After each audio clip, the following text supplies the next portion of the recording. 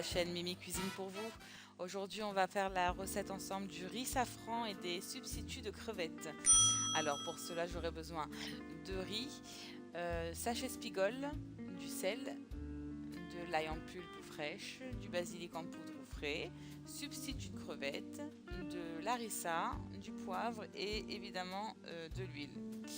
Je vais commencer par préchauffer ma plaque à induction à feu moyen. Je vais venir verser dedans de l'huile. Voilà, je vais laisser chauffer quelques secondes. Voilà. Pendant ce temps-là, je vais venir ajouter mon sachet de Spigol. Alors là, j'ai renversé le premier sachet. On va en mettre deux. Donc, un sachet de Spigol et le deuxième que je suis en train d'ouvrir. Voilà. Que je vais verser. Voilà. Ça, c'est dit. Maintenant, on va venir mélanger afin que le tout soit bien homogène. Que le Spigol s'adhère bien à l'huile. Je vais venir ajouter, bon là je me suis trompée, j'ai mis une cuillère à soupe, mais c'est une cuillère à café d'ail en pulpe. Je viens ajouter ça à la préparation. J'ai oublié de vous dire qu'il fallait aussi également du curcuma. On va avoir besoin de curcuma pour la recette du riz. Donc là je mélange l'ail. Voilà. Comme ceci.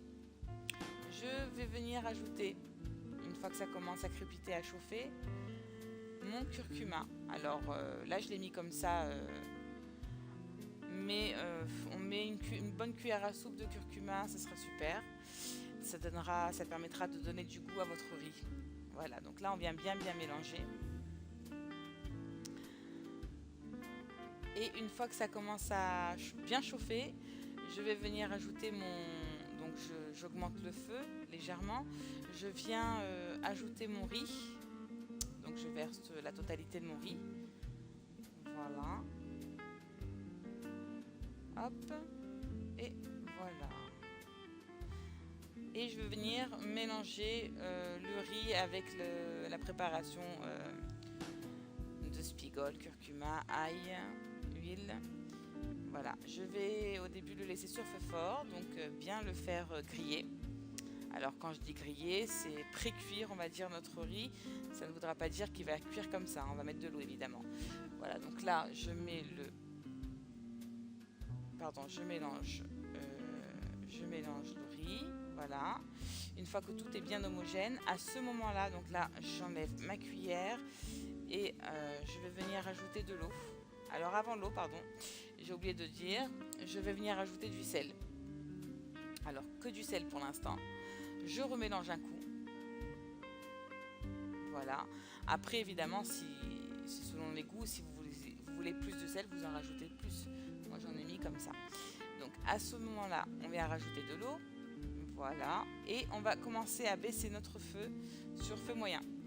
Et on va laisser cuire notre riz.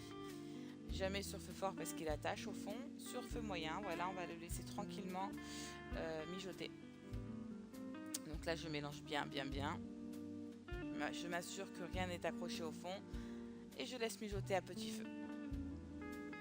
Voilà, on rajoute de l'eau. Entre temps, j'ai pris une autre poêle où j'ai mis de l'huile, une cuillère à café d'harissa. Je viens mettre du sel, un peu de poivre, du basilic. Voilà, je viens mélanger, ça va me faire une petite sauce.